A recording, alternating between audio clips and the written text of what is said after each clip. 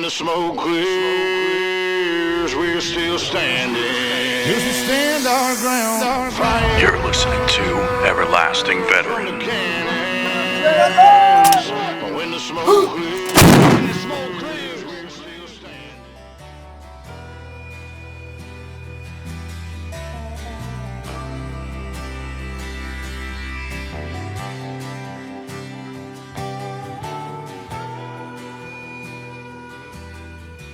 Welcome, everybody, to Everlasting Veteran. I am your host, Ryan Landry, also known as Wind Talker. I got amazing guest, J.R. Smith, the Vice President of the Vet Ranch down in Florida. He's here to talk about his ranch and what he does for veterans and helping with getting them through tough times for them and their family, and what it means to him running the ranch and helping veterans. JR, thank you for coming on the show, and I appreciate you. We've had many phone conversations and some technical errors trying to get this going, but we are pushing through it. I appreciate you coming on. Welcome, JR. Absolutely. Thank you, brother. Appreciate you having us on here and allow me to flap my gums for a little bit and talk about this great mission we have going on. Yeah, absolutely. Kind of dive into just how you started the ranch, how it got you going, having military family members had served, your family members served and stuff, and your connection to helping veterans and pushing your mission forward. Just kind of dive in how that started. Yeah, absolutely. Well, I'm a Gen Xer, born in 72, had a Vietnam father. He was United States Navy, 69 to 73. In country 69-70. His brother was Vietnam era, was in the same time. His ship just didn't go back to Vietnam. And their father, my grandfather, was Big Red One at the tail end of World War II. My wife's dad was Army 55 to 57. And when I graduated high school in 91, three of my buddies went straight to the sandbox right out of high school. So to say that this Gen Xer is patriotic would just be like waiting for Captain Obvious to come dancing through the room. Growing up, we were always taught to respect our elders, salute your veterans. Although at the time, we didn't do the thank you for your service and things that we do today that really kind of came out of Vietnam guilt for how they were treated when they came home. There was always that respect that was taught to us. Fast forward from St. Louis, Missouri to Florida is when I moved there in 1999. Met my wife in 2000, got married, and fell back in love with horses again. My wife's family's originally from Kentucky. She was the first Floridian born, had a pony growing up, and, rekindled my love for horses. We'd go out on trail rides, do all kinds of things, and just get back into that equine world. Well, put another big jump forward again into 2016, 2017. We're, married for a good while now. We're trying to get a couple horses, our own little piece of dirt, our little slice of Americana, and at the same time trying to figure out what we wanted to do with veterans. Now, you would think that story would be super easy to figure out, but it really wasn't. Good Lord had to kind of guide and drag me along to figure out what we were going to do. Dad always taught me to keep a legal pad by the bed in case you get an idea in the middle of the night. I suggest everybody, if you don't do it, start doing it today. You'll be amazed what you'll write down. Had a lot of legal pads go a whole lot of nowhere. But October of 2017, we scribbled ranch on one legal pad. It's the only word on the entire legal pad to this day. We're going to frame the first page. Had no idea what that meant. Couple of weeks later, my wife and I were headed to Bass Pro Shops because I am that guy you can drop off at open and pick up at close and I'll never be bored. But we stopped at Chili's for lunch, and long story short, about 20 Chili's napkins later, the ideas for the Veterans Ranch were born. And by December of that year, we were a charity, and we've just been trying to kick ass and take names ever since. The mission then, the mission now has always been the same. We provide free equine therapy services for veterans and their immediate household family across a good swath of Florida. We're here in Polk County, which is the infamous Sheriff Grady Judd County that everybody has seen on TikTok and YouTube and everything else. We're about halfway between Disney World and Tampa, just to kind of put a pin dot on the map. So we travel around. We use other people's horses and facilities right now to do what we do. And we're working on getting our own piece of dirt here in 2023, because when we get that, we'll be able to serve close to 7,000 to 10,000 veterans in a single year. So big strides, big goals coming up here in 2023. That's great. That's absolutely amazing. And I know up here in Connecticut, we do have equine therapy as well. I'm somewhat familiar with what they do, and it's similar. And growing up, and even now, my sister has always had horses. She's been into that and everything, and it's helped her throughout her life with special needs. So there's many different aspects that equine therapy can help with, but I feel like it's one of those things when it helps veterans, people don't realize that the trauma that you go through, or anxiety, or whatever the case may be, it's just like having a service dog, but a very large service dog with a long tail, and he can boot you faster than you say hello. But it's amazing the work that a lot of veteran ranches do they're geared towards helping veterans. What have you seen personally? And I'm sure you've connected with so many veterans down in Florida and doing what you're doing. As far as their transition, or not even their transition, but when they come to the ranch, when you first meet them to the time that they're at now, and they're still coming to the ranch, or life has taken over and they're in a better place. What do you think the best thing is that the ranch does to help regain some of the need that people need moving forward with their transition, and that lack of something is missing? What does the ranch do to provide that and help with veterans? Yeah, we really fill in some blanks. Okay. Everybody, civilians out there think, they come out, they become a veteran, they've got this thing called the VA, and they're just taken care of 110%. Well, another topic, another day. We know there's a whole lot of blanks and holes in there that aren't what most people think they are. What the Veterans Ranch provides is the opportunity for, veterans to start trusting again, because you're working with an animal inherently born not to trust anyone. They're pack animals and prey animals, meaning they want to know two things. Are you strong enough to be my leader? And are you going to hurt me? Okay. And it's kind of a thing that we have learned from veterans. They want the same thing. Who's the leader of the pack here? And let's work together cohesively as a unit. Through these horses, what we allow, or what they are allowed to do, is start laying down heavy coats of burden that, quite honestly, they didn't even realize they were still hanging on to. As men and as service, now veterans, we lie to each other on a regular basis. How you doing? Well, two answers. I'm good. I'm fine. Both are non-descriptive emotional answers, because we take things, compartmentalize it, shove it down, place it in the back of our head, and move on. What we've seen over the years, and I had a feeling this would be the case in the beginning, but it's proven itself out, is everybody has some kind of PTS. Okay. We're a big believer in dropping the D off the end of it. We don't believe it's a disorder. The government calls it a disorder to qualify veterans for benefits, give you some cash, and sometimes deny till you die. Here's another pill. Again, we could touch on that another time, but it allows these great Americans and the families, right? Because if people don't think the family serves along with the active duty and now veteran, they're kidding themselves. They wear a uniform. It's just a different brigade. But you don't always have to be, a Ranger, SEAL Team 6, a door kicker, tip of the spear to get some kind of PTS. Okay. I've met some of those kind of individuals. They have shared some stories with me that just flat blow my mind. But then I've also met, a guy that spent 9 months in the brig, accused of something in the Air Force he didn't do. Eventually, all charges dropped and everything, quote, fine and normal. Okay. But he dealt with my government didn't believe me. Some guys in my unit thought I got away with something, to a Marine who spent most of his time in Honolulu. And they were some of his buddies were out on a training mission on an osprey. And in the early days, we all know those ospreys didn't always like to stay in the sky. And sadly, this day was one of them.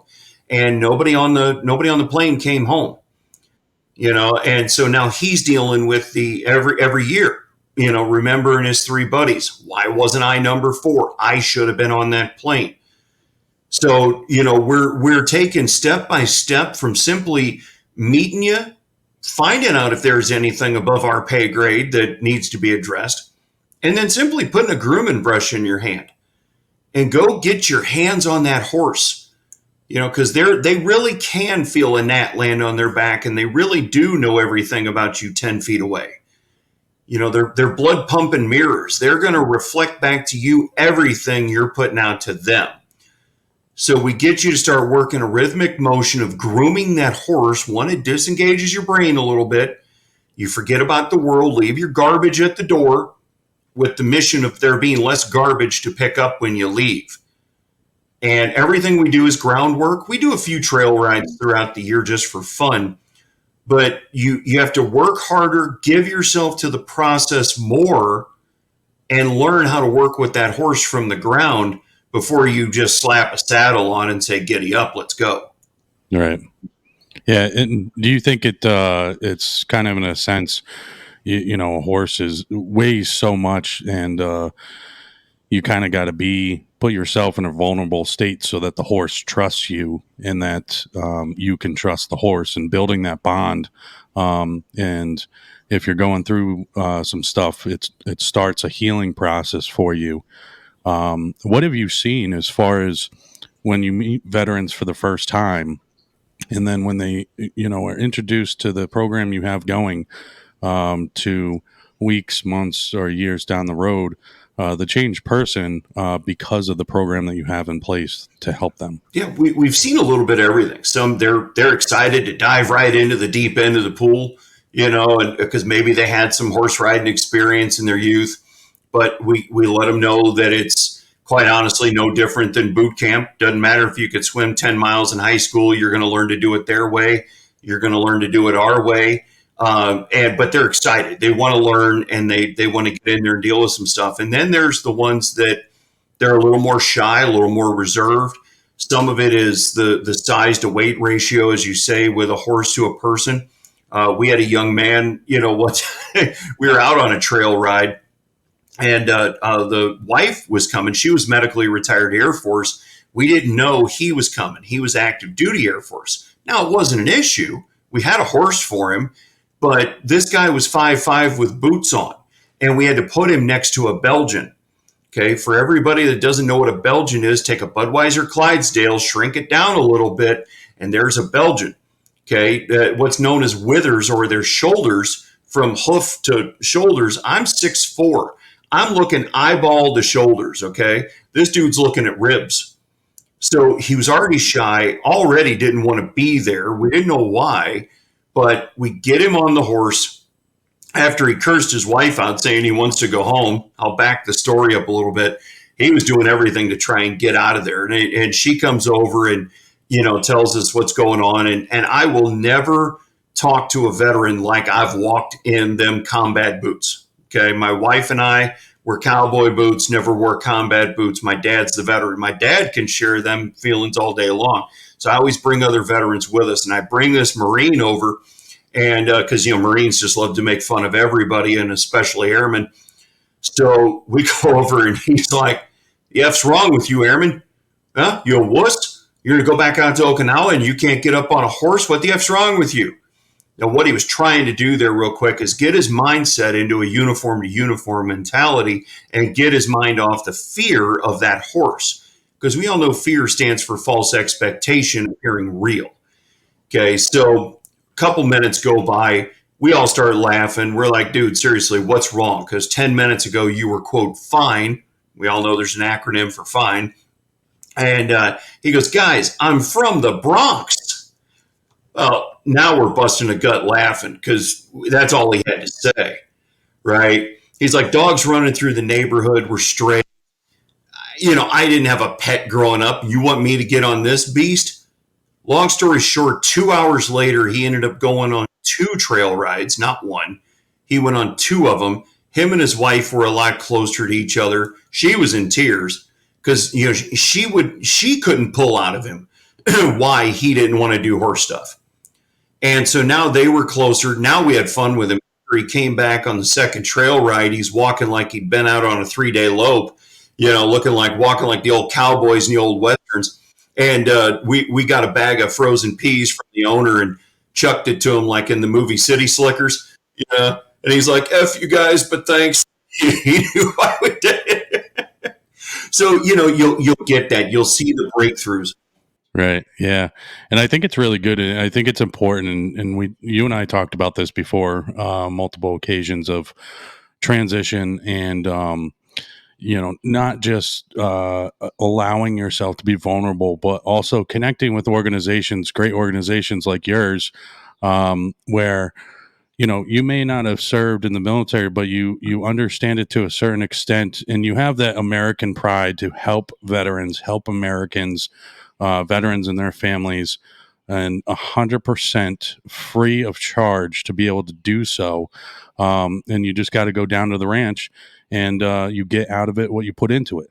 And I think it's important that we revert back to, our small life lessons that we're taught from a young age of, put in what you want to put into it. You're going to get back what you put into it. And it's very important to be able to do that going through a transition, either starting a healing process, doing the equine therapy.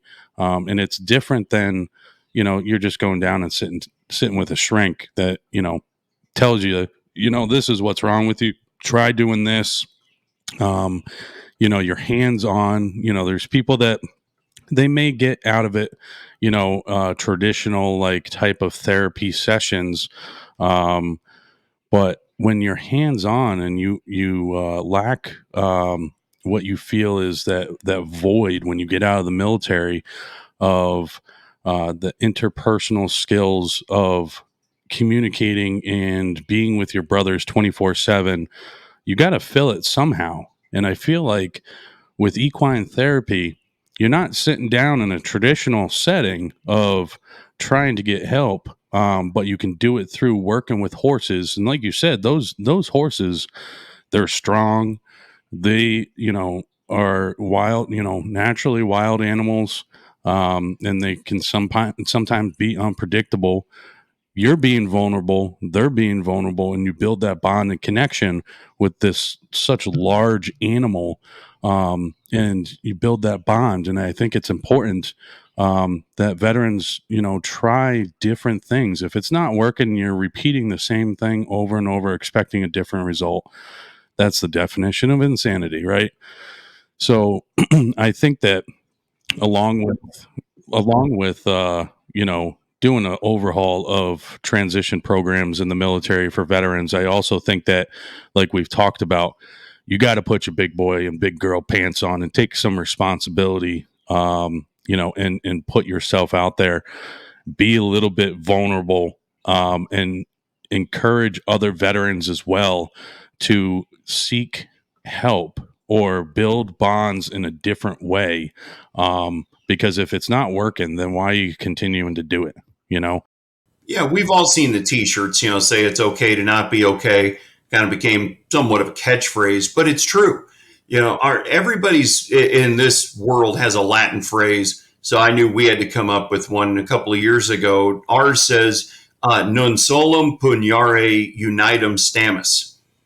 Okay, in English, that means "Don't fight alone, united we stand." They teach men and women to fight together as a unit. When they're, they got that brotherhood and sisterhood of uniform. Just because you hung up the uniform doesn't mean you now suffer in silence or you got to fight alone. So get out there, ask for the help, encourage others to get the help. And it's so simple yet so complicated to do it through horses at the same time, because you're right. As we say, you have to give yourself to the process. Because we had another quick example. We had a young man last year. He came down, drove 4 hours to get to the event, and he he was trying to relax. And we all know us Star Wars freaks, you know, say Yoda says you can't try, only do. We were trying to tell him to relax and, you know, whatever. And if I tell y'all to relax out there a dozen times, we all know the opposite is what usually happens. And on the last time we're trying to tell him to relax, his jaw was so freaking tight. He goes, I am relaxing. You know what I mean? That horse felt that, man, and pew, goes to the other side of the round pen. Now, long story short, there, an hour and a half later, we had that young man walking shoulder to shoulder around the round pen with this horse and be able to turn around and go the other way. But the best part about it is we got him to stop in the center of the arena, and that horse came up and touched him right in the chest with her nose. Okay, and this young man melted like he was two. And I'm here to tell you, some of the toughest SOBs I saw in my life didn't have everybody didn't have a dry eye. Okay, I mean, man just melted because all of those emotions started coming out in watershed off moment through, we call him God's majestic animal, because they just, man, they know everything. And this horse just knew it was okay to come up and touch him. And it was a great moment from then on. Really, really made a big breakthrough there. Yeah, and I think it's important that people have to understand that you never know when your breakthrough is going to be. You never know when it's going to be that moment that makes you feel that the weight is lifted off. You can almost relax because you go from, especially if people deployed and then they, 6 months later just get out, or a year later just get out. You're going from a high stress situations for deployments. And, I talked about this before in other episodes of when you go through basic and AIT, even if you've never deployed or been in a war zone, rightfully so, the military changes your way of thinking, changes your brain, and how you operate. And, I had a veteran on a couple weeks ago. He flew up from Texas, and he put it perfectly. I think that, once you serve, you're never truly 100% a civilian anymore. And you're a veteran, your title changes, once a soldier, always a soldier, once a Marine, always a Marine. Because you have that sense and pride that, if, it comes down to it, you're ready to fight for the country again. And that stays in the back of your mind, I think, a lot of times. And I also talked to another veteran that, he said it wasn't until he made a conscious effort to want to effectively transfer out of the military that he was able to heal and better himself. And I think it's a very important message, that I use. And I talked to him about coming on, and he's just not ready yet to, come on, but, talking conversations with him, that small little bit to effectively, want to consciously make an effort to effectively want to transfer out of the military. You're not in that mindset. Your mindset's changing, your purpose is changing. And a lot of times you get out and your purpose is lost. You're trying to find your purpose again in life. And I know personally for me, my purpose, I was lost for a few years of, I got my purpose with my job, answer my calls, go help people and everything with police work. But what's my purpose as Ryan Landry? What's my purpose as a veteran now, as Ryan Landry? Not just what my purpose is for my job. And I think that's, a big thing of why this podcast and being a vessel for other veterans and organizations that help veterans really started this, because, it gives a voice to veterans. It also is the vessel for other veterans that haven't transferred yet to be able to hear what they're going through in other organizations, how they help veterans. And I think it will help with that transition. And, transition's never ending, right? Everything in life, you're going to always have some type of transition, a move or whatever the case may be, but I also think from the military, 6 months, you're not going to, or a year, you're not going to automatically just boom, be in the civilian world. And here I am as a veteran, and say to everybody that you used to talk with before you served, and you're feel like you've lost those connections. They can't connect with you. You can't connect with them the same. And you have to make that conscious effort to say, hey, I'm a new and different person. And I need to adapt to the person I am now, not the person I was before I served. And I think it's very important for people to know that it's okay now to be that different person and effectively make an effort to transfer psychologically, mentally out of the military and, start that process of being a veteran and embracing it and, being vulnerable at times, to talk with other veterans or be in the presence.